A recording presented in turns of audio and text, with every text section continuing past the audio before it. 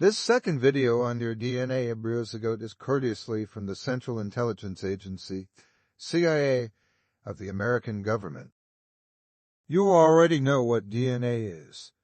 The only important identifying DNA now is from your first 10 days of your conception. Ever after, your body and thoughts as electromagnetic, EM, energy are encoded with your DNA. You'll recall that this is only 0.9% of your total DNA. All governments record the DNA embryozygote EM. All of your thoughts are EM and recorded. Your location anytime is available by your own EM energy recorded. Our world is safer and better now because of these technological reassurance. Give yourself a few minutes to fit this new data into your brain's records. It's as easy to understand as other school lessons. Remember to be careful to avoid your biological personal property being stolen or utilized to misidentify you in places you weren't at when a crime happened or alike. The American government's district attorney's offices got DNA by hair in any casework or investigation removed, permanently and always from every case. They proved by 2007 to 2008 that all hairs from crime scenes were planted there by others supporting criminals, typically from gangs aiding and abetting criminals they admired. No hairs can ever be part of investigations. When the Drug Enforcement Agency, DEA, alerted that there is a new form of attack called poison DNA infusions, it lets you know that the victim's DNA is altered up to 8 days or as little as a few minutes. It typically involves more than one assault in tandem. The second step in these assaults try to misidentify the genetically altered victims. It includes lying that the victim is the criminal, whose DNA has been illegally infused on them. Mostly, worldwide gangs that are growing and are on any homeland. They attempt genetic identity theft crimes repeatedly.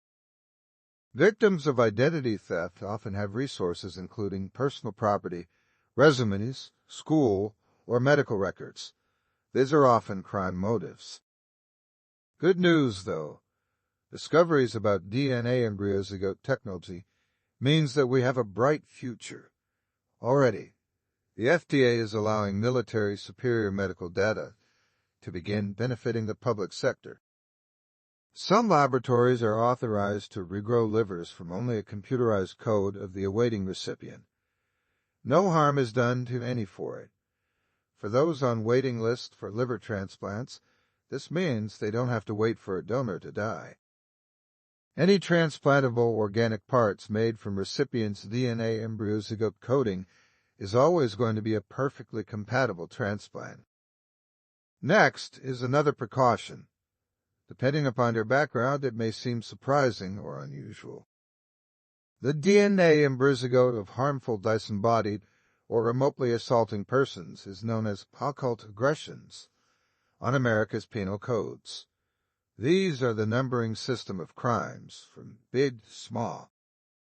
Law enforcement can determine if any accused person acted by their own control or by a remote EM-identifiable assailant or EM thought bundle called in some cultures spirit possession, such as a specter. The legalese term by law for an aggressive and harmful DNA embryozygote EM energy bundle is a specter. Any person victimized by an aggressive specter or assailant from a remote place is considered innocent, unless in illegal collaboration. All this may sound like the stuff from science fiction. Carefully worded legislation allows for recording all data anywhere since the American events of September 11, 2001. Military also have some that are trained and equipped to make accurate DNA embryozygote identifications.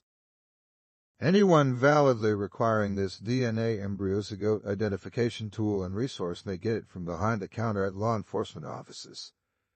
It is provided by the American government's National Security Agency, NSA, only. Others' technologies claiming to do DNA embryozygote identification is suspicious, typically giving pre-programmed false results. Typical criminals and gangs hurt, harm, or hinder by DNA identity theft with repeated crimes against victims.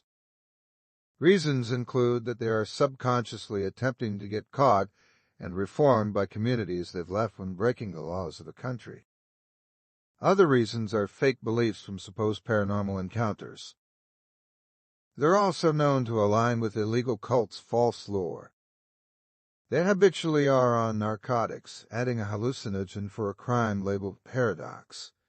They believe falsely they can hold a group hallucination altogether or even alone, in which they've changed laws or facts by their thoughts.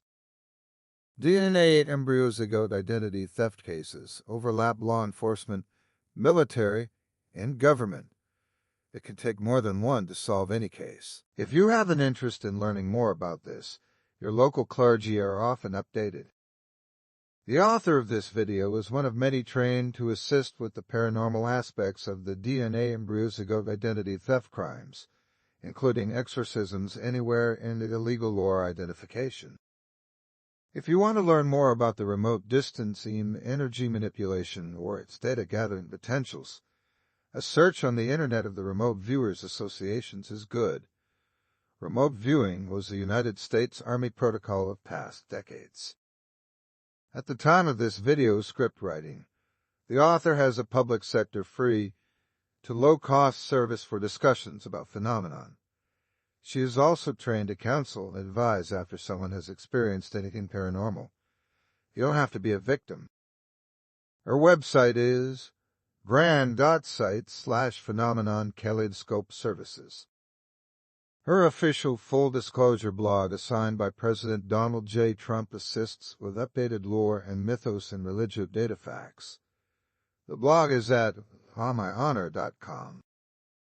The CIA thanks you for watching and distributing this video. Be alert, optimistic, and live your life fully knowing you are safer than ever. This official video is by Kristin Wall, a longtime part-time employee of the Central Intelligence Agency and a new economist for the Bureau of Economic Analysis with the Department of Commerce. She holds PhDs in the relevant topics, as do advisors on this video.